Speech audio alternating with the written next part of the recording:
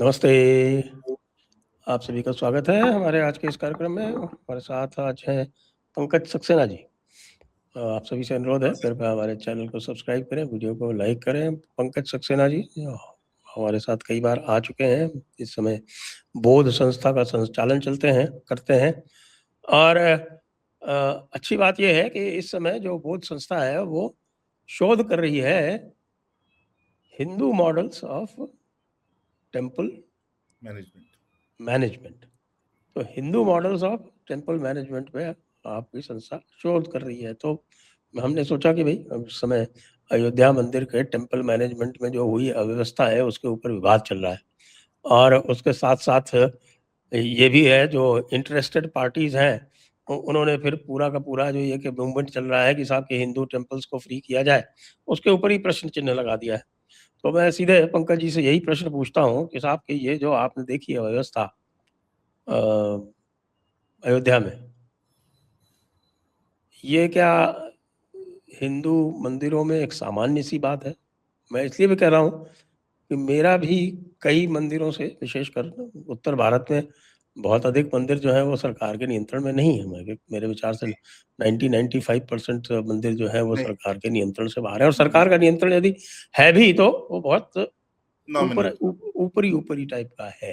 जी। जैसे यदि काशी का एक्ट ले लें या हमारे नाथद्वारा का एक्ट ले लें या सांवलिया सेठ हमारा जो है चित्तौड़गढ़ वाला उसका एक्ट ले जी, लें, तो इनका जो सरकारी नियंत्रण है, सरकारी एक्ट भी है, तो उसमें भी वो ऊपर के मैनेजमेंट तक ही है। वो बिल्कुल ऐसा नहीं है कि वो हर चीज़ नियंत्रित करते हो। वहाँ पे जो उनके जो तिलकायत है उनकी चलती है नाथद्वारा में पूरी तरह से, और जी, या सांवलिया सेठ में जो वहाँ के जो पुजारी मंडल है उसकी चलती है।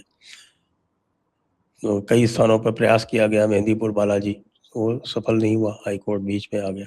जबकि मेहंदीपुर बालाजी की जो अव्यवस्था है उसका मैं स्वयं भुक्तभोगी हूँ। स्टैम्पीड में एक बार फंस गया था वहाँ पे। बाप रे! तो अच्छा, जबकि हम, आपको पता है, वीआईपी व्यवस्था से गए थे तब भी। तो वही, वही। तो इस तरह के जो स्थितियां उत्तर भारत के मंदिरों में, वैसे भी उत्तर भारत में मंदिर बचे ही कहाँ थे।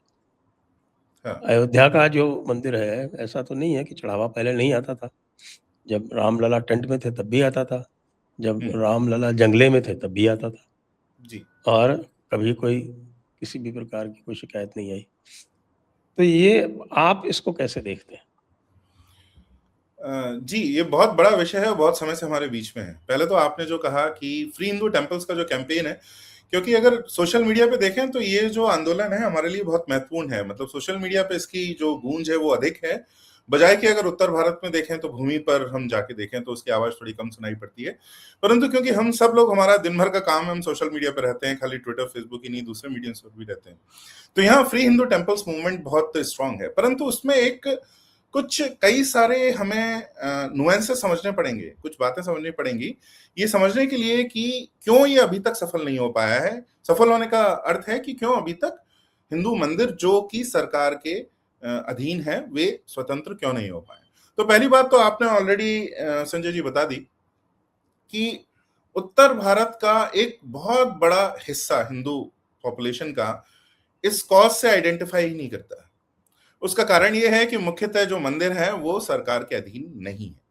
जैसे आपने राजस्थान का बताया पंचायत, जैसे मध्य प्रदेश में जब शिवराज सिंह चौहान, इस जो पिछले चुनाव से पहले की बात है, तो उन्होंने एकदम कह दिया कि हाँ, हमने मध्य प्रदेश ने सारे फ्री किया। वो फ्री इसलिए किया क्योंकि 1% से या 1% के आसपास ही कुछ नॉमिनल कंट्रोल है। उसमें फ्री करने ना करने से बहुत बड़ा अंतर पड़ता नहीं है। आप कुछ भी घोषणा कर दीजिए चुनाव में, उससे बहुत सारा अंतर पड़ता नहीं है।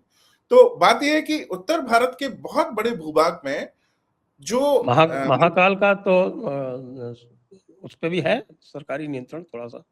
हाँ, थोड़ा सा है, लेकिन बहुत रीजनेबल। देखिए, रिचुअल्स में तो शायद ही कहीं हस्तक्षेप है सरकार का, कि कहीं भी सरकार ये नहीं है। कहेगी कि आप ऐसा ये रीति निभाएंगे, ये रीति नहीं निभाएंगे, ये चीज कहीं नहीं है।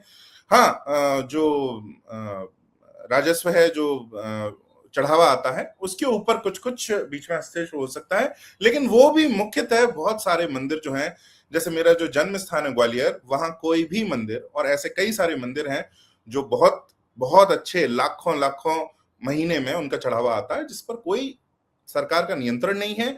वहां की जो कमिटी है टेम्पल की, इसमें से कुछ ब्राह्मणों जो पुजारी हैं ब्राह्मण हैं, कुछ में ब्राह्मण नहीं है, ऐसे भी बहुत सारे मंदिर हैं।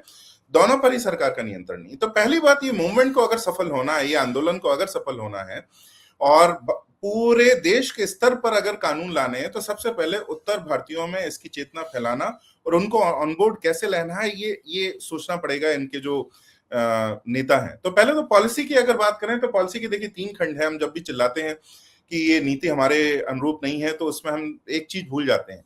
पॉलिसी नीति का लागू होना तो अंतिम स्तर है, जो कि एमएलए और एमपी करते हैं।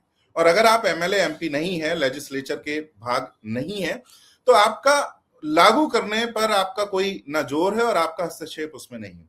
उससे पहले आती है एडवोकेसी, जिस प्रकार से हमारे विष्णु शंकर जैन और बहुत सारे लीगल और पैरालीगल भी, सोशल भी जो एडवोकेट्स हैं, जो किसी कॉज की एडवोकेसी करते हैं कि भी ये नीति गलत है भारत में, इसको जाना चाहिए और इसके स्थान पर ये नीति आनी चाहिए, ये एडवोकेट्स हैं। उससे पहले स्कॉलरली समाज का एक इनपुट होता है, जो भारत में अभी इस आंदोलन में बहुत कम हुआ है इससे पहले, और कई सारे और क्षेत्रों में भी नहीं है। स्कॉलरली समाज का काम है कि वो रिसर्च प्रोड्यूस करे, जिसके बेसिस पर एडवोकेसी पॉसिबल हो, जिसके बेसिस पर, जिसके आधार पर फिर वो नीति जो है नियंत्रित हो, लागू हो। तो वो काम बहुत ही कम हुआ है। तो जब ये बात आती है कि फ्री हिंदू टेम्पल्स हम कर नहीं रहे हैं, आप ये भी देखेंगे कई लोग कहते हैं बस छोड़ के चले जाइए सरकार से, लेकिन सरकार ऐसे काम नहीं करती। आप अगर वहां पर एक तंत्र है और वहां पर तंत्र सरकार चला रही है और आप उससे कह रहे हैं कि सरकार यहां से छोड़ के चली जाए, तो वो ये पूछेगी कि ये हम जाएंगे तो आप क्या करेंगे, किसको हैंड ओवर करेंगे। तो उसमें बहुत सारे नुएंसेस हैं। सेकंड पार्ट ये है कि 3 या 4 स्टेट हैं भारत के जो दक्षिण भारत में ही है। जैसे केरला में अगर आप जो नियंत्रण देखें मंदिरों पर जो सरकार का है, बहुत ही विशियस है। तमिलनाडु में ये बहुत खराब है और उससे थोड़ा कम है, लेकिन कर्नाटक में, आंध्र में, तेलंगाना में, यहाँ पर भी मंदिरों पर बहुत कड़ा जो है नियंत्रण है स्टेट का। अब इसमें नियंत्रण के स्टेट के कई लेवल हैं, उसमें से अधिकतर तमिलनाडु और केरला में तो केवल चढ़ावे पर ही जो दान आता है, दान के ऊपर ही उनका कंट्रोल नहीं है। देवस्थान बोर्ड जो केरला का है, लेकिन कौन से पुजारी अपॉइंट होंगे, वो क्या होगा, ये सब भी उनका हस्तक्षेप है। तो बहुत इन बातों पे बहुत बात हो चुकी है, बट ये रीजनल नुएंसेस की अगर बात करें तो ऐसा है। उत्तर पूर्व में आप जाएंगे तो शायद ही कोई मंदिर आपको मिलेगा जो सरकार के इस प्रकार से नियंत्रण में। तो इस ये भारत में आपको regional nuances free Hindu temples की जब हम बात करते हैं तो इसमें ये आपको समझने पड़ेंगे। दूसरे यूनिवर्सल आपके अभी तक हमने डिसाइड ही नहीं किया है। आप कहते हैं छोड़ के चले जाइए, वो हैंड ओवर कर दीजिए। हैंड ओवर करने के लिए कमिटी कौन सी है? क्या हमने हर स्टेट के स्तर पे भी हैंडओवर कमेटी का गठन किया है हिंदू समाज ने, या मंदिर में जो भी इंटरेस्टेड है कि ये कमेटी ये देखेगी कि किसको हैंडओवर हो? अब जैसे मैं आपको एक सिंपल सी समस्या बताता हूं, अगर सरकार कहती है एक मंदिर में से वो जा रही है, तो अब इस मंदिर का नियंत्रण कौन करेगा? इसके कम से कम, अगर वो बड़ा मंदिर है, 100 से 150 क्लेमेंट है। कोई एक परिवार क्लेम कर रहा है, उस परिवार के 2 चाचा और मामा क्लेम कर रहे हैं, आसपास का समाज क्लेम कर रहा है, कोई दूर से आ गया। अब इसमें वो सरकार क्या करे, उनके ऊपर क्या हो? तो ये निर्धारित करने के लिए वो कमेटी कौन सी है? क्या आपने ऐसे मैकेनिज्म डिवाइस किए हैं कि उसमें या ब्लू पेपर आपने बनाया है कि ये इसका स्थानांतरण जो है, ये हस्तांतरण जो है सरकार से, उसमें क्या हो? तो ये अभी काम बहुत सारे होने बाकी हैं। इसी पर बोध जो मेरी संस्था है, हम लोगों ने पिछले कुछ मतलब हम जब इससे पहले भी दूसरी संस्था में काम कर रहे थे, वहां से हमने आरंभ किया था, और अब हम इसमें पूरा फुल फ्लैश्ड बोध में हम Hindu models of temple management पर रिसर्च कर रहे हैं। इसमें हम एक क्लस्टर पूरा कर चुके हैं, रिपोर्ट अभी 1-2 महीने के अंदर आने वाली है। गोवा क्लस्टर हम पूरा रिसर्च कर चुके हैं। बीच में हमने एक राउंड ऑफ रिसर्च अयोध्या में भी किया, और अभी हम जो करंटली हैं काठमांडू में उसको लेकर चल रहे हैं। तो इसमें हमें ये निर्धारित करना है कि हमने जो टारगेट किए हैं, ऐसे टेम्पल्स जो प्राइवेट हैं, कमेटी चलाती है उनको, हिंदू सोसाइटी ही रन करती है, हिंदू सोसाइटी ही उनका गवर्नेंस, मैनेजमेंट, एडमिनिस्ट्रेशन करती है, वो कैसे चलते हैं इसका एक मॉडल निकालने के लिए, और अलग अलग भारत में जो अलग अलग स्थान है उनका मॉडल निकालने के लिए हमने ये काम किया है। तो पहला तो, लेकिन जो जहां से आपने शुरू में आरंभ भी किया था संजय जी, कि क्या ये किस्सा, इससे फ्री हिंदू टेम्पल्स मूवमेंट को ठेस मतलब धक्का लग सकता है?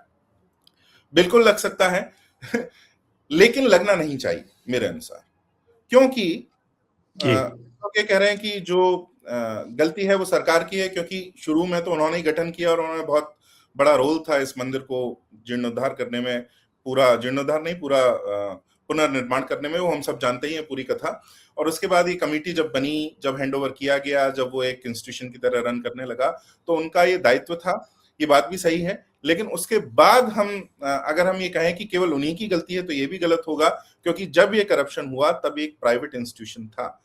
अब इसका क्या अर्थ है कि प्राइवेट हैंड्स में अगर हिंदू मंदिर जाएगा तो करप्शन करेगा कि नहीं?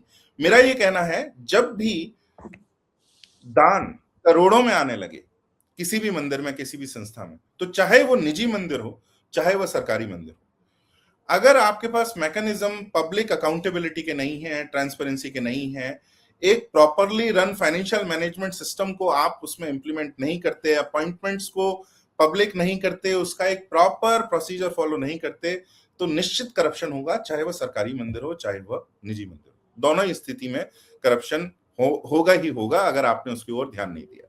तो इसमें ये इसी बात पर लड़ते रहना। इसी पे आप एक सेकंड थोड़ा सा आपको रोकूंगा, इसको थोड़ा सा कॉन्टेक्स्ट और कर लें इसमें, क्योंकि हम बात कर रहे हैं अलग अलग तरह के मंदिरों की, कि जो प्राइवेट मंदिर हैं, जैसे जो प्राइवेट मंदिर हैं जनरली वो आपके अलग अलग स्टेट्स के ट्रस्ट एक्ट्स हैं, ट्रस्ट एक्ट्स में उनका रजिस्ट्रेशन होता है और उसके हिसाब से उनकी जो व्यवस्था होती है। लेकिन ये जो भी आपने बताया ना कि सरकार निकल जाए तो फिर क्या होगा, मैं कई मंदिरों को जानता हूँ, यहाँ देखता हूँ, और मैं नाम नहीं लूंगा उनमें, तो या तो पूरा एक ही परिवार का वहाँ पर वर्चस्व है, वो पारिवारिक मंदिर थे, वे बाद में पब्लिक हो गए, क्योंकि पब्लिक टेम्पल्स की जो परिभाषा है वो भी बड़ी वेग सी है कि भाई what is a public temple. मान लीजिए कि मैंने अपने घर के अहाते में एक मंदिर बना लिया और उसकी मान्यता बढ़ती गई और उसमें बाद में पब्लिक आती गई, तो वो भाई कब वो प्राइवेट मंदिर से और पब्लिक मंदिर का वो रूप ले लेगा, ये एक बड़ा ही कंटेंशियस सब्जेक्ट रहता है।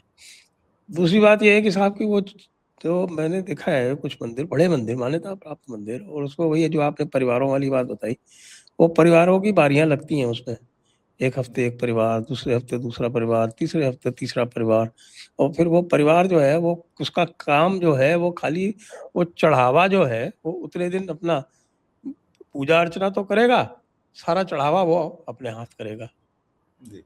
तो ये तो कोई मतलब पब्लिक टेम्पल की ये व्यवस्था जो है, ये मुझे तो उचित नहीं लगती किसी भी तरह से। जी। तो अब जैसे अयोध्या का टेम्पल है, तो अयोध्या का टेम्पल पब्लिक ट्रस्ट एक्ट में रजिस्टर्ड है, वो पब्लिक ट्रस्ट एक्ट से सेंट्रल एक्ट, उसके अंतर्गत तो उसका रजिस्ट्रेशन है। अब हर स्टेट के अपने अपने ट्रस्ट एक्ट हैं, उसमें रजिस्ट्रेशन हो सकता है, सोसाइटी के रूप में भी रजिस्ट्रेशन हो सकता है। जी। तो ये जो न्यूएंसेस हैं इन पर भी थोड़ा सा आप ध्यान दें। जी जी जी। तो ये भी बहुत सारे, इसलिए बहुत सारे डायमेंशंस हैं, इनको समझे बिना हम अगर इसमें एक और या दूसरी ओर की तरफ से हम आर्ग्यू करने लगेंगे तो ये कोई बहुत मतलब भली बात नहीं है। तो एक टेम्पल के, जैसा आपने भी बताया कि मैनेजमेंट के कई एस्पेक्ट हैं। एक तो वहां पर जो चढ़ावा आता है तो फाइनेंस को कैसे मैनेज करें, दूसरा अगर हम उनके एडमिनिस्ट्रेशन को कैसे मैनेज करें, कमेटी के इलेक्शन कैसे होते हैं। तो गोवा के कुछ मंदिरों का हम उदाहरण लेंगे और उससे हम एक समझने का प्रयास करेंगे कि एक प्राइवेट मंदिर रन होता है तो कैसे होता है। तो पहले तो इसमें भी एक नुआंस ये है कि जो गोवा के जो सारे मंदिर हैं वो, एक सेकेंड, उसमें भी एक लॉ है जो कि 1933 में पुर्तगालियों ने, क्योंकि गोवा हम सब जानते हैं कि बहुत लंबे समय तक और 47 के बहुत बाद तक, आई थिंक 63 या 68 तक पुर्तगाली 62 तक, 63 तक शायद, 62 या 63 में जब उसका विलय हुआ भारत के अंदर, तो उससे पहले वो पुर्तगालियों के शासन में था। तो 1933 में एक देवस्थान रेगुलेशन वो लाते हैं और इसके अनुसार ही आज भी गोवा जो राज्य है उसके मंदिर जो चल रहे हैं। तो यहाँ पर इनका हस्तक्षेप देखिए कैसा है कि हस्तक्षेप बहुत कम है। एक मामलातदार, एक बोलते हैं मामलातदार करके एक व्यक्ति होता है जो एक इंडिपेंडेंट न्यूट्रल ऑब्जर्वर है। तो इसको आप इलेक्शन कमीशन की तरह मान लेंगे कि जो वहां इलेक्शन के मैकेनिज्म और फाइनेंसेस के मैकेनिज्म इनको ओवरसी करता है, पर उसको उसमें इंटरफियर करने का अधिकार, हस्तक्षेप करने का अधिकार नहीं होता है। अब इसमें सबसे पहले कि इनकी कम्युनिटी जो है, ये कमेटी कैसे इलेक्ट होती है, तो ये महाजन सिस्टम पर चलता है। मुख्यतः बहुत सारे मंदिर जिसमें जैसे जो शांता दुर्गा मंदिर है, मंगेशी मंदिर है, नागार्जुन मंदिर है, ये जो सारे महालक्ष्मी मंदिर है, तो ये किसी एक फैमिली के या एक कम्युनिटी के मंदिर है। इसमें से ऐसे बहुत सारे कुछ मंदिर ऐसे भी हैं जिसमें कई कम्युनिटीज इन्वॉल्व हैं, लेकिन मोस्टली 90% से ऊपर जो गोवा के प्राइवेट टेम्पल्स हैं वो एक कम्युनिटी, नॉट फैमिली, मतलब पूरा आप बड़ा कुटुंब कहें, जो उसके मैनेजमेंट में है। लेकिन इसमें जो है ये बहुत अच्छा इलेक्शन रोटेशन सिस्टम होता है कि उसमें जो 12 लोग या 6 लोग या 8 लोग, अलग अलग मंदिरों के अलग अलग नंबर हैं कमेटी के, और उसमें जो स्टेक होल्डर्स होते हैं, जो इलेक्टेड रिप्रेजेंटेटिव होते हैं, उनका बहुत अच्छे से चुनाव होता है, जो चुनाव पब्लिक होता है। इसमें मामलातदार जो है वो देखते हैं, और इसमें से कई मंदिर इतने बड़े हैं कि जिस प्रकार से अपने जैसे एमएलए के चुनाव होते हैं या पार्षद का ये बाकी चुनाव होते हैं, बड़े धूमधाम से उनका प्रचार भी होता है। उन जो कैंडिडेट जो है वो जो उसके लिए फाइल करते हैं नॉमिनेशन, वो सब लोगों के पास जाते भी हैं कि हम ऐसा काम करेंगे, वैसा काम करेंगे। छोटा मंदिर है अपना संकल्प पत्र भी जारी करते हो। जी जी, वो सब जारी करते हैं, लोगों को बताते हैं मैनिफेस्टो है हमारा, हम इस तरीके से काम करेंगे, और बहुत सोसाइटी इसमें पूरा इन्वॉल्व होती है, और इसको मामलातदार इसको ऑब्जर्व करते हैं प्रोसेस को, और ये कमेटी जो है वो रोटेट होती रहती है। तो एक fair with in community democracy है।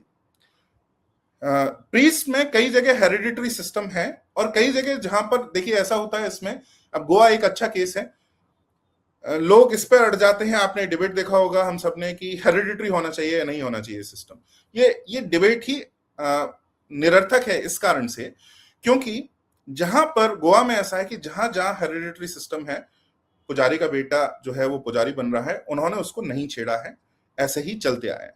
पर कई बार ऐसा होता है, हमने देखा, या तो पुजारी का कोई बेटा नहीं है, और अगर बेटा है तो उसने ये चुना है कि वो भाई एक साधारण या कोई दूसरी नौकरी कर रहा है, उसने कोई बिजनेस खोला, या वो विदेश चला गया। ये आप किसी को फोर्स नहीं कर सकते कि वो वहां जबरदस्ती से वहां काम करे, तो ऐसे चलेगा। जब ऐसी स्थिति होती है तब वहां कम्युनिटी बीच में आती है, और फिर उसमें इलेक्शन होता है। लेकिन इलेक्शन उसमें नियरेस्ट, उसमें भी हम वो ये देखते हैं कि उस कम्युनिटी में जो अगर ये नहीं है तो दूसरा रिप्रेजेंटेशन उसमें कैसा होना चाहिए। तो किसी किसी मंदिर में हेरिडिटरी अभी भी चल रहा है सिस्टम, जिसको वो छेड़ते नहीं है।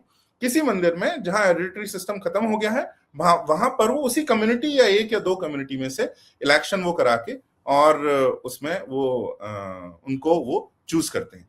तो ये वहां सिस्टम चलता है। एक एडमिनिस्ट्रेटिव ट्रिब्यूनल करके है, जो कि जैसे इलेक्शन कमीशन है, उसमें उनका जो कैंडिडेट होता है वो मामलातदार जो वो ऑब्जर्व करता है, वो इनको देखता है। अब बजट जो है मंदिर के कितना आया, ये उनको, सरकार को या पब्लिक को दिखाना पड़ता है, मतलब उनको ये पब्लिक में डिक्लेयर करना पड़ता है। तो ट्रांसपेरेंसी इंश्योर की जाती है। इसमें भी हस्तक्षेप नहीं है। वो ये नहीं कहेंगे कि आपका इतना चढ़ावा आया तो आप ये करिए वो करिए, वो आपको आदेश नहीं दे सकते। परंतु जनता के सामने, कम्युनिटी के सामने और सरकार के सामने भी ये कोई करप्शन ना हो, उसके कई सारे मैकेनिज्म है। पर एक मैकेनिज्म ये है कि आपको बजट डिक्लेयर करना होगा कि कितना चढ़ावा आया है, क्या क्या हमने उस पैसे से किया है। तो अगर कोई डिस्क्रिपेंसी हो तो सबको पता चले, और फिर जैसा आपने पब्लिक ट्रस्ट के अकॉर्डिंग जो रजिस्टर्ड है, तो उसमें वो फिर उनके केस हो सके या कुछ उसका सुनवाई हो सके। पर इसमें कोई टेक ओवर का अभी तक कोई केस नहीं हुआ है कि सरकार ने हस्तक्षेप उसको करके और मंदिर को टेक ओवर किया। तो यहाँ पर ये देखिए, ये डिबेट फिर से एक बात है, सरकार रहना चाहिए नहीं रहना चाहिए। यहाँ पर आपको साफ दिख रहा है सरकार जिस नॉमिनल रूप से है, इलेक्शन कमीशन के तरह मामलातदार और वो जो उनका ट्रिब्यूनल है एडमिनिस्ट्रेटिव, ऑब्जर्व तो कर रही है लेकिन हस्तक्षेप नहीं कर रही। रिचुअल्स तो बहुत दूर की बात है, उनके फाइनेंसेस में भी वो हस्तक्षेप नहीं कर रहे हैं। तो यहाँ पर ये आइदर और की तरह ही, अगर मतलब यदि वो अपने कार्यक्रम चलाना चाहें, अपने स्कूल्स चलाना चाहें, अपने अनाथालय चलाना चाहें, अपने घर वापसी के प्रोग्राम ऑर्गेनाइज कराना चाहें, तो उसमें कहीं कोई हस्तक्षेप नहीं। कोई हस्तक्षेप नहीं है, बल्कि अगर आप मुख्यतः इन सारे मंदिरों में जाएंगे, जैसे आप शांता दुर्गा, मंगेशी और जो सारे ये मंदिर जाएंगे, एक मैं मंदिर का नाम भूल रहा हूँ, इनसे है नागेशी मंदिर, तो आप उसके आसपास देखेंगे बहुत बड़े स्कूल कॉलेज हैं जो कि टेम्पल ट्रस्ट ही रन कर रही है, और वहां फी ऐसी होती है 50 रुपए 60 रुपए, मतलब एक नॉमिनल फी है, आप समझ जाइए कि वो ऑलमोस्ट फ्री में स्कूल वो रन कर रहे हैं। तो बहुत जो वहां का समाज है, क्योंकि दो तरह के गोवा हैं, एक आप बीच पे जाएंगे तो वहां आपको वो जो क्राउड दिखती है वो दिखेगी, जैसे आप फोंडा में और अंदर थोड़ा आते हैं तो वहां आपको जो असली गोवा दिखता है वो इतना रूटेड, इतना धार्मिक है। उसका कारण ये है कि वहां के जो संस्थान है बड़े जीवंत है, वहां के मंदिर बड़े जीवंत है, और वहां पर वो सोसाइटी में उनका involvement as a temple ecosystem बहुत डीप है। तो हर टेम्पल के आसपास जो सारे बड़े टेम्पल्स हैं, स्कूल होगा, कॉलेज होगा, हॉस्पिटल होगा, वृद्धाश्रम होगा, तो समाज में वो एक इतना बड़ा रोल प्ले कर रहे हैं कि कोई भी टेम्पल से बिल्कुल अलग अपना जीवन नहीं जी सकता। तो इस तरीके से वहां पर उनका रोल चलता है। अब इसमें फाइनेंशियल मैनेजमेंट में उसमें करप्शन ना हो, तो देखिए इसमें 2 इंडिपेंडेंट लेयर्स ऑफ ऑडिटिंग होती है। एक तो इनका इंटरनल ऑडिटर होता है, और उसके बाद एक स्टैट्यूटरी ऑडिटर भी होता है जो एडमिनिस्ट्रेटिव ट्रिब्यूनल ओवरसी करता है, तो जिससे कि करप्शन ना हो। ट्रेजरी की चाबी जो है वो 3 या 4 लोगों के पास रहती है, केवल पुजारी के पास नहीं रहती। वो पुजारी है, ट्रेजरर है, कमिटी का मेंबर है, और एक वाइडर कम्युनिटी से जो मेंबर है। इस तरीके से वो, जैसे अब अगर आप बैंक के लॉकर में भी जाएं तो उनका एक इंश्योर करने का मैकेनिज्म क्या है कि आप खोल सकेंगे 2 चाबियों से ही। तो आप अकेला, ना वो बैंक एम्प्लॉय अकेला खोल सकता है, ना आप अकेला खोल सकते हैं, जिससे कि नहीं तो आप अक्यूज कर सकते हैं कि किसी ने चुरा लिया, और वो अगर वो अकेले खोलें तो वो अक्यूज कर सकते हैं, बट उसका सिस्टम ही ऐसा है, वो 2 चाबी एक साथ लगने से खोलेगा। तो इस तरीके से उन्होंने फाइनेंशियली इंश्योर किया है कि कई स्थान पर 3 है, कई स्थान पर 4 है, अलग अलग है। ऐसे मैकेनिज्म्स हैं कि वो जो चाबी है वो 3-4 लोगों के पास रहती है। तो करप्शन के, अब देखिए इसमें अगर आप ये कहें कि केवल अब श्रद्धा पर ही आधारित रहे तो ऐसा नहीं है। वहां पर श्रद्धा की कोई कमी नहीं है। आप किसी गोवा के संस्थान में जाइए, मंदिर में जाइए, वहां देवत्व बहुत विराजमान है, बहुत पवित्र स्थल है, लोगों की बहुत आस्था है, बहुत श्रद्धा है। परंतु इसके बाद भी जहां पर भी धन की बात आती है तो उन्होंने सारे सो कॉल्ड जो सेकुलर मैकेनिज्म्स हैं टू इंश्योर कि इसमें चोरी ना हो, वो उन्होंने सारे इंप्लीमेंट वहां पर ये किए। इसके बाद कमेटी में देखिए कि अगर जो कमेटी के मेंबर हैं, जहां कमेटी छोटी होती है, एक बैकअप कमेटी भी रहती है कि अगर सडनली किसी की डेथ हो, डिमाइज हो, या मुख्य जो मेंबर हैं उनकी वो इल हैं या वो अवेलेबल नहीं है, तो एक बैकअप कमेटी भी रहती है कि अगर ये कमेटी नॉन फंक्शनल हो जाती है तो बैकअप कमेटी आगे आके उसमें काम कर सके। तो कई मंदिरों में ऐसी भी व्यवस्था है। तो इस तरीके से ये गोवा के मंदिर हैं, इसमें सरकार थोड़ी थोड़ी इन्वॉल्व है इन द सेंस कि वो ओवरसी करती है, बट उसको ओवरटेक करने का अधिकार नहीं है, उसको टेक ओवर करने का अधिकार नहीं है, वो वहां पर नियंत्रण नहीं कर सकती, वो उनको स्वतंत्र रखती है। परंतु पब्लिक अकाउंटेबिलिटी में स्टेट भी इन्वॉल्व है। और उनका ये कहना है, अगर आप उनसे पूछें तो देखिए कई तो बड़ी अनोखी बात कहते हैं कि ये तो पुर्तगालियों ने ये नियम बना दिया, स्वतंत्र भारत में तो ऐसा नियम आने की हमें संभावना नहीं थी। तो वो तो उनके समय से ये नियम जो चल रहे हैं। और ऐसा क्यों है देखिए, क्योंकि उन्होंने चर्चेस के लिए भी ऐसी ही कमेटी का गठन किया। तो ये जो एडमिनिस्ट्रेशन आप देख रहे हैं, अगर आप गोवा के चर्चेस में जाएंगे तो गोवा के चर्चेस में भी ऑलमोस्ट सिमिलर महाजनी है, उसमें 12 या 10 लोगों का इलेक्शन होता है। वो उनके जो कैथलिक, मोस्टली वहां क्योंकि कैथलिक अधिक हैं, तो वो जो चर्चेस हैं उनके वो मेंबर वहां रहते हैं, क्योंकि चर्च को 2000 साल का एक्सपीरियंस है ग्लोबल, इंटरनेशनल, यूनिवर्सल इंस्टीट्यूशंस को राजस्व इकट्ठा करना और फिर उसका प्रयोग करना है। करप्शन वहां भी बहुत होता होगा, लेकिन उन्होंने इस तरीके के मैकेनिज्म्स के ऊपर बार बार चिंतन किया है, और इसलिए आपको वहां पर ये लॉ दिखता है, और जिससे वहां के जो हिंदू प्राइवेट टेम्पल्स हैं बहुत सुचारू रूप से आपको चलते दिखाई दे रहे हैं। तो मैकेनिज्म्स हैं, फ्री हिंदू टेम्पल्स हो सकते हैं, बहुत अच्छे से वो चलाए जा सकते हैं, परंतु हमें ये ध्यान रखना पड़ेगा कि आपको so called modern contemporary financial management के सिस्टम्स को इंप्लीमेंट करना ही पड़ेगा। देखिए एक कारण राम मंदिर में ये भी हुआ है, नॉट डायरेक्टली अक्यूजिंग एनीवन कि किसी ने ऐसा किया है, पर जो एक देहाती अंदाज होता है कि अरे ये तो रमेश का लड़का है, उसको ले लेते हैं, रमेश ने अपनी जान दी थी इस आंदोलन में, और सुरेश ने वहां पर बहुत बड़ा योगदान किया था। तो ये जो एक तरह से इनफॉर्मल भाई भतीजावाद, खून वाला नहीं, जो हम लोगों को जानते हैं, अपने मोहल्ले को जानते हैं, मित्र मंडली में से जो चुन लेते हैं, जब आप करेंगे और अगर 300 करोड़ 400 करोड़ से ऊपर दान आ रहा है अगर हर वर्ष में, और बिना किसी मैकेनिज्म के आ रहा है, बिना किसी पब्लिक ट्रांसपेरेंसी के आ रहा है, तो ऐसा ही होगा। तो ये राम मंदिर में इस कारण से ऐसा हुआ है, मुझे जो लगता है, परंतु इसका अर्थ ये नहीं है कि फ्री हिंदू टेम्पल्स जो मूवमेंट है, आंदोलन पूरा खराब है या मंदिरों को स्वतंत्र नहीं होना चाहिए। परंतु ये कहना कि सरकार बस छोड़ के भाग जाए, एक तो ये बहुत मूर्खतापूर्ण बात है। वो सरकार हैंडओवर किसे करेगी, वो कमेटी क्या होगी, उस कमेटी का ब्लूप्रिंट क्या है, वो अभी तक कोई उसका जो है क्या वो स्ट्रक्चर तो बना ही नहीं है जी आज तक। अच्छा, ये मैं स्वयं के बात कर रहा हूँ कि बहुत से लोगों से चर्चा होती रहती है और बहुत से लोग मुझे कहते रहते हैं कि आप जो है ये फ्री टेम्पल मूवमेंट में एक्टिव पार्ट क्यों नहीं लेते। तो मैं कई बार उनसे कहता हूँ कि मैं स्वयं कंफ्यूज्ड हूँ जी कि भाई जो दक्षिण भारत का मॉडल है, जी दक्षिण भारत के पुराने प्राचीन और जी विशाल मंदिर हैं। जी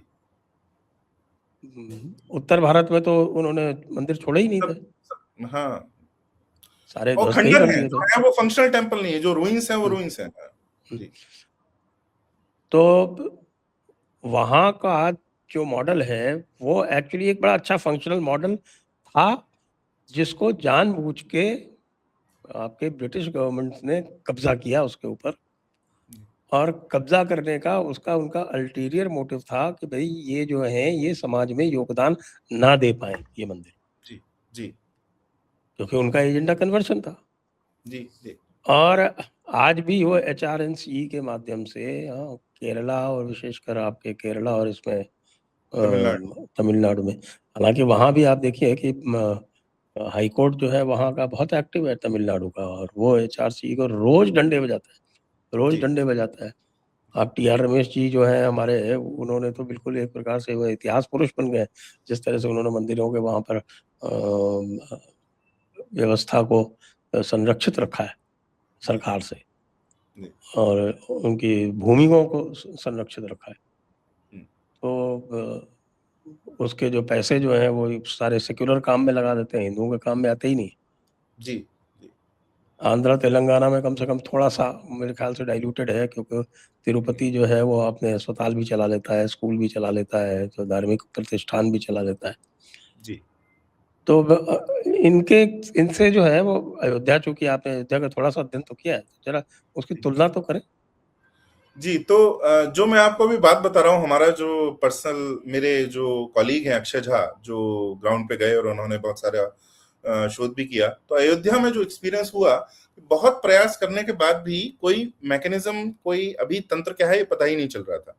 अंत में उनसे एक अधिकारी ने, मंदिर का ही अधिकारी ने कहा कि देखिए अभी कोई तंत्र है ही नहीं, अभी कोई व्यवस्था है ही नहीं, जैसा समझ में आता है वैसा हो रहा है। अभी हम प्रयास कर रहे हैं कि धीरे धीरे इसमें एक तंत्र आए और अच्छे से सुव्यवस्थित ये तंत्र को विकसित करें और उसमें आगे हम ये इम्प्लीमेंट करें। तो ये एक्सपीरियंस था, अभी मैं आपसे बोलूंगा 5 या 6 महीने पहले की हमारी ये बातचीत है। तो अगर अभी जुलाई चल रहा है तो जनवरी फरवरी की ये बातचीत है, फरवरी में हमें ये उत्तर मिला था, और उसके 3-4 महीने बाद हम जो सब न्यूज में ये सब देख ही रहे हैं।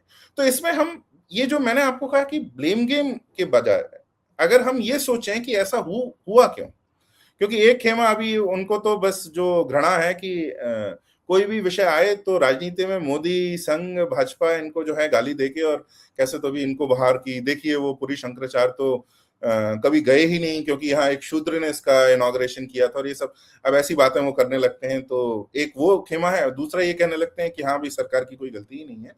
तो वो दोनों ही बातें गलत हैं।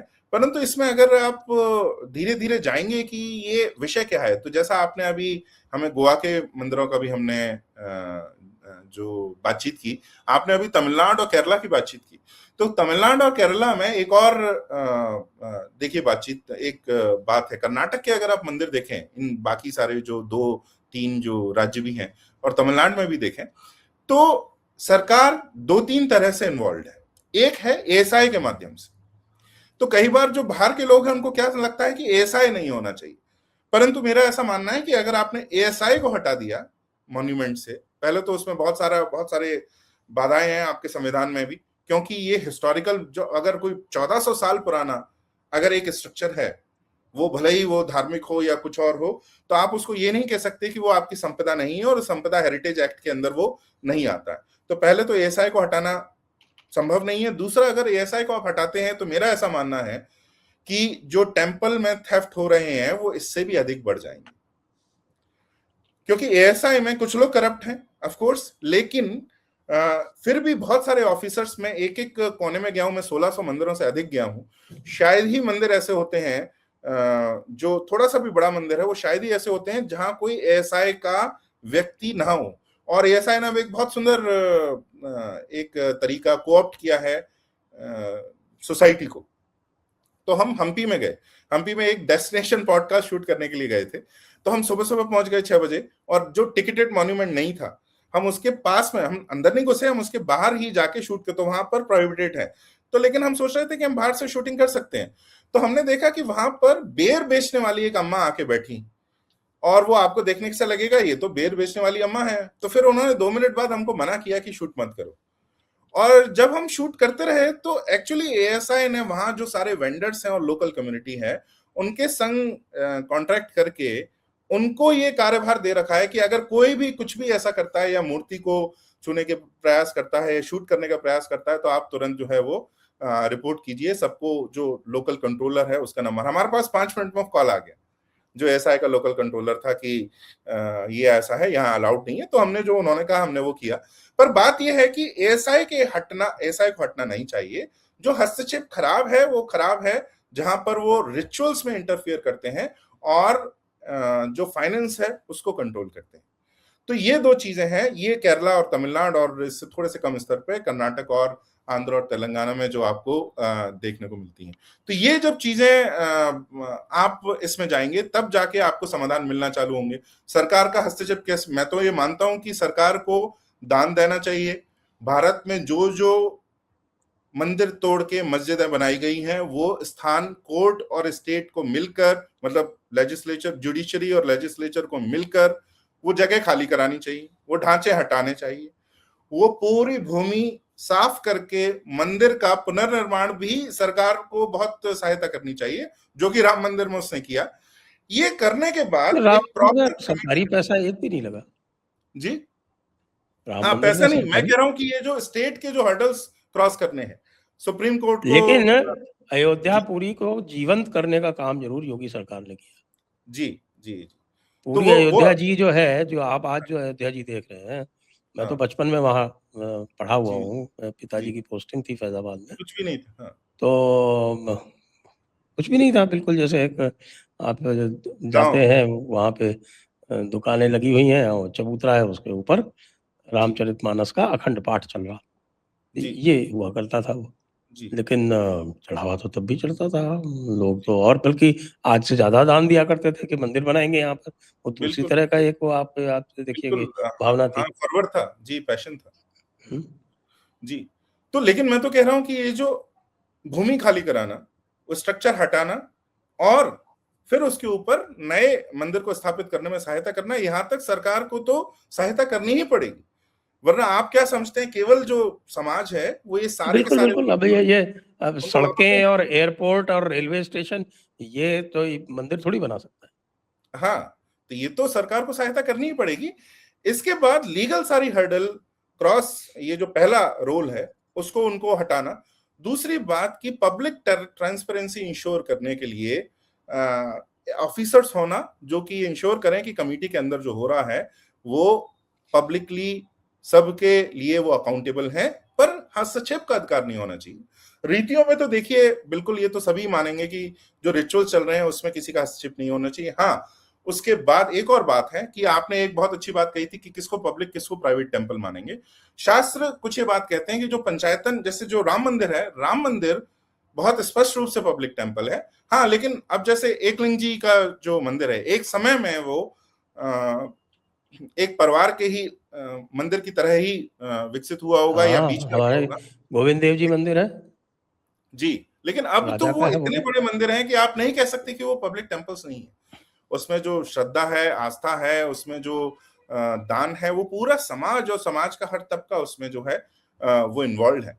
तो कुछ आपको यूनिवर्सल कुछ नियम भी लागू करने पड़ेंगे। जैसे कोई हिंदू समाज को आप मंदिर में आने से नहीं रोक सकते, जो अब नहीं है, पर मैं कह रहा हूं कि लगभग शायद ही कोई ऐसा मंदिर है जो आने से रोकता है। मैं तो ऐसे केसेस के कुछ इक्का दुक्का इंस्ट्रे इंडिविजुअल केसेस होते हैं, मंदिर तो ऐसा कोई नहीं है। बट मैं ये कह रहा हूं कि यूनिवर्सल कुछ रूल्स हैं, आपको वो बनाने पड़ेंगे। हैंडओवर कमेटी बनानी पड़ेंगी, ट्रांसफर कमेटी बनानी पड़ेंगी, और उसके बाद ये मामलातदार जैसे जो ऐसे कुछ ऑफिसर्स हैं जो ओवरसी करें फाइनेंशियल मैकेनिज्म को, पहला, और दूसरा उनका जो चुनाव होता है, उनका जो गठन होता है, समिति का गठन होता है, उसमें भी फेयर प्रोसेस रहे, ट्रांसपेरेंसी रहे, तब जाके ये सिस्टम जो है क्लियर होगा।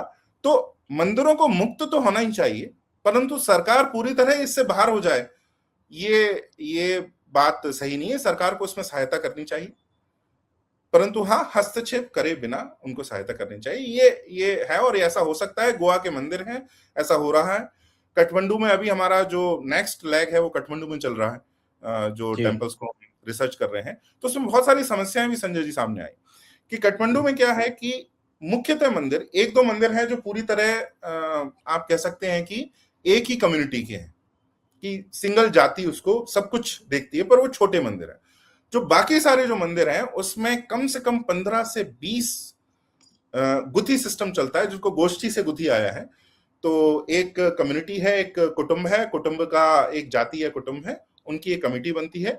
वो मंदिर में एक दायित्व निभा रहे हैं। कोई फूल दे रहा है, कोई भोजन बना रहा है, कोई इनके वस्त्रों को देखता है, कोई बाकी का नियंत्रण करता है, मैनेजमेंट करता है। ऐसे 15-20 कम्युनिटी कम से कम बड़े मंदिरों में इन्वॉल्व रहती है। लेकिन बात यह है, हो रहा है कि देखिए, ये आप इसको माने या ना माने, एक डीके हो रहा है समाज में। तो उसमें अब स्थिति ऐसी है कि आधे परिवारों में जो उनके बच्चे हैं 20 साल के, वो ये काम नहीं करना चाहते, या उनको इसमें कोई रुचि नहीं बची। तो ऐसे में आपके समाज को वहां पर बार बार आंदोलन चलते हैं। वहां बहुत ही, ये सरकार का कंट्रोल नहीं है, लेकिन वहां भी सरकार बार बार ट्राई करती है कंट्रोल करने का। तो लेकिन अब ये जो प्राइवेट टेम्पल्स की शक्ति है वो धीरे धीरे क्षीण होती जा रही है, क्योंकि नेक्स्ट जनरेशन उस लेवल में इंटरेस्टेड नहीं है मंदिरों में, या उसमें जो उनका एडमिनिस्ट्रेशन है, मैनेजमेंट में, उसमें इन्वॉल्व होने में। तो इस रूप में अगर आपने कुछ इलेक्शन के मैकेनिज्म क्रिएट नहीं किए इंटरनल, जैसे स्वामी मित्रानंद जी जो है, जो चिन्मय मिशन के हैं, बहुत अच्छा उन्होंने एक पेपर सबमिट किया है जिसके बारे में हम चर्चा कर रहे हैं, उसको भी इनकॉर्पोरेट करेंगे। उन्होंने कहा है कि मंदिर में जो कमेटी के मेंबर हो उसका क्राइटेरिया क्या हो। तो उन्होंने 2-3 बड़े सुंदर क्राइटेरिया बताए कि एक तो वो मंदिर के 5 या 6 स्क्वायर किलोमीटर के दायरे में पिछले 15 साल से रह रहे हैं। तो स्पेस और टाइम दोनों में जो उस कम्युनिटी में, उस रीजन में इन्वॉल्व है। दूसरा, कोई वो सेवा दे रहे हैं या किसी रूप से वो मंदिर से इन्वॉल्व है। ऐसे 3-4 क्राइटेरिया आप बहुत आसानी से इंप्लीमेंट कर सकते हैं, इससे भी अधिक हो सकते हैं। कि अगर इलेक्शन हो तो इलेक्शन कैसे हो, क्योंकि अगर आपने इलेक्शन के मैकेनिज्म, अब इंटरनल इलेक्शन के मैकेनिज्म नहीं बनाए, तो ये सिस्टम देखिए डीके में जाएगा, एक के बाद एक जो है। ये फिर जो स्टेट है, अगर वो हॉस्टाइल स्टेट है, देखिए नॉर्थ में जैसा आपने कहा, मोस्टली हमारे जो राज्य हैं हॉस्टाइल नहीं है, लेकिन अगर जब कभी, जैसे अब यूपी में भगवान ना करे अगर साइकिल आती है कभी, तो वो हॉस्टाइल स्टेट है। और हॉस्टाइल स्टेट क्या करेगा हम उसको नहीं समझते हैं। इसी तरीके से जैसे केरला या तमिलनाडु का हॉस्टाइल स्टेट आएगा, तो अगर आपके इंटरनल बड़े स्ट्रॉन्ग मैकेनिज्म नहीं है, जिसमें ऑलरेडी सरकार इन्वॉल्व है ओवरसीयर की तरह, बट नॉट एज इंटरफेयर, तो फिर इसको ओवरटेक करना, इसको टेक ओवर करना इतना आसान नहीं होगा। तो लेकिन इसके लिए हमारे स्कॉलरली समाज को, एकेडमिक समाज को एलैबोरेट स्टडी करनी पड़ती। देखिए, मैं उदाहरण लेता हूं, धर्मपाल जी से जब कहा गया बातचीत में, मिशनरी से जब उनकी और ब्रिटिश से जब बातचीत हुई कि हम तो कन्वर्ट इसलिए करते हैं क्योंकि आप लोग जो शिक्षा नहीं देते हैं, तो धर्मपाल जी को पता था कि ये बात तो गलत है, बट जैसा इमोशनल रिएक्शन हम सब देते हैं मोस्टली, उन्होंने वो नहीं किया। उन्होंने उस समय के जो विद्यालय हैं, भारत की जो शिक्षा व्यवस्था थी, वहां जाके उसको स्टडी किया और स्टैटिस्टिकल डेटा प्रोड्यूस करके, देखिए 60 साल हो गए, आज भी हम उन्हीं के डेटा और टेबल और चार्ट निकाल के ब्यूटीफुल ट्री को सब लोग गाते रहते हैं। 1 लाख से ऊपर प्रेजेंटेशन बन चुकी हैं, क्योंकि वो काम ही इतना महान किया हुआ है। तो emotional reaction which is necessary, मैं उसको उसका अपमान नहीं कर रहा हूँ, वो अवेयरनेस फैलाने के लिए आज तक धर्मपाल जी की बात का कोई काउंटर नहीं कर पाए। हाँ, कोई काउंटर नहीं है। तो वो काम ही इतना अच्छा हुआ है। उसी तरीके से अगर आप 2-3 और एग्जांपल लें कि हम ये बात कहते थे डेमोग्राफिक टेक ओवर हो रहा है, कैसे क्रिश्चियन कन्वर्जन हो रहा है, कैसे इस्लाम जो मुस्लिम सोसाइटी है वो ज्यादा जो है बर्थ रेट से आगे बढ़ रही है। जेके बजाज जी ने जब रिलीजन के स्तर पर जब अपने एटलस प्रोड्यूस करना चालू किए और बहुत सुंदर मैप उन्होंने बनाने चालू किए कि हर तालुका उसमें कैसे हमारे बॉर्डर्स को घेर रहे हैं, कैसे हमारे जो स्ट्रेटेजिक डिस्ट्रिक्ट्स हैं, बॉर्डर स्टेट्स हैं, उनको घेर रहे हैं, तब जाके ये चेतना फैली। तो वो एक स्टैटिस्टिकल डेटा उन्होंने प्रोड्यूस किया। इसी तरीके से पी कनक सभापति जी हैं जो तमिलनाडु बीजेपी के बहुत बड़े नेता और बहुत बड़े रिसर्चर, शोधकर्ता हैं, डायलॉग्स में आए हुए हैं 2 बार। जी। तो उन्होंने क्या किया, उनकी एक बुक अभी आईआईटी बॉम्बे में Indian models of economy, business and management करके चलती है, टेक्स्ट बुक की तरह होती है। तो उन्होंने बहुत सुंदर प्रसंग सुनाते हैं कि जब उन्होंने कहा कि ये इंप्लीमेंट करना चाहिए Indian models of economy, business and management, तो बोर्ड का आंसर था कि ये थोड़ी होता है, इंडियन तो मॉडल्स होते ही नहीं। तो तब जाके उन्होंने गुजरात में, तमिलनाडु में और कई और हिस्सों में जाके clusters, Indian models of economy, business management के क्लस्टर्स को जाके स्टडी किया, उस पर स्टैटिस्टिकल रिपोर्ट्स प्रोड्यूस किए। उसके बेसिस पे अनडिनाइबल जब एविडेंस हो गया तो आईआईटी बॉम्बे और मेरे ख्याल से तब 1-2 आईआईटीज और में उनकी जो ये आईएम्स में और उनके वो जो स्टडी है वो इंप्लीमेंट हो रही है। तो ये जो काम होता है, मोरवी की बड़ी अच्छी स्टडी की उन्होंने। जी, गुजरात में आके उन्होंने बहुत सुंदर, और जो काइट जो बिजनेस है मोरवी जो है वो भारत का हाईएस्ट पर कैपिटा इनकम वाला शहर है। शहर मान लें, कस्बा मान लें, जो भी है। हाँ, लेकिन बहुत, हाँ। और मैं जब इंडस यूनिवर्सिटी में काम करता था तो सबसे पहले हमने उनको वहां बुला के और बहुत सारे हमने एक पूरा कोर्स भी रिकॉर्ड किया था, तो उसमें उन्होंने सारे अपने एनेक्डोट्स भी सुनाए, डेटा भी प्रेजेंट किया। तो अब समाज, ये देखिए, हम हिंदू ये भूल गए हैं कि वो अब जीत चुके हैं, अब वो सत्ता में हैं। तो इसमें रिस्पॉन्स आपका केवल धरना देना, आउटरीच करना नहीं होना चाहिए। हमको ये निर्धारित करना है कि एज स्कॉलरली एकेडमिक सोसाइटी हमारा काम ऐसा है, ऐसी रिसर्च प्रोड्यूस करें जिसके ऊपर आप जो चाहते हैं वो पॉलिसी आगे जाके जो एडवोकेट्स हैं उस डेटा को यूज करके वो पॉलिसी पुश करें और आगे जाके वो इंप्लीमेंट हो।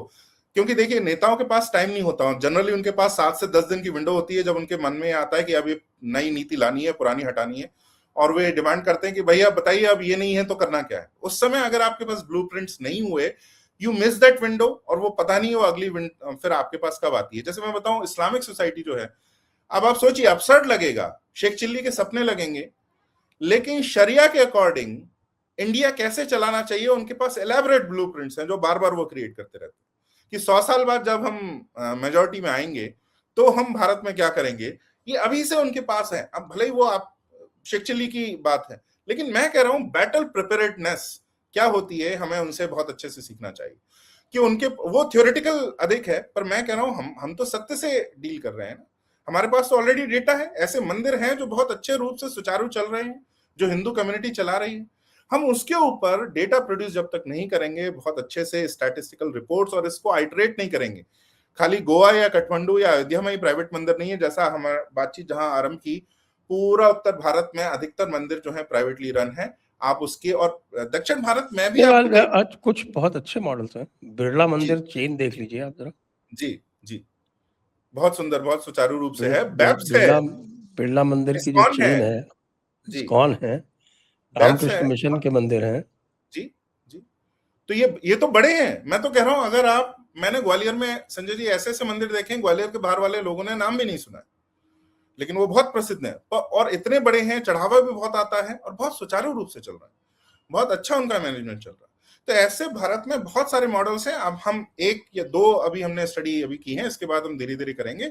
जब आपकी रिपोर्ट बढ़ती जाएंगी, एविडेंस बढ़ता जाएगा कि privately run temples can be run very effectively, तो एक दिन भारत की सरकार ये बाध्य हो जाएगी कि इनको हिंदुओं मंदिरों को मुक्त करें और उसके जो चेक्स एंड बैलेंसेस लगाएं, जिससे ऐसा भी ना हो कि ये रनअमक वाला केस हो जाए कि पूरे तरह कुछ भी करप्शन हो। मुझे आपके वो गोवा वाला मॉडल बड़ा पसंद आया जी। तो यदि आपको सलाह देने को कहा जाए तो अयोध्या के लिए क्या सलाह देंगे कि क्या मॉडल होना चाहिए इनका?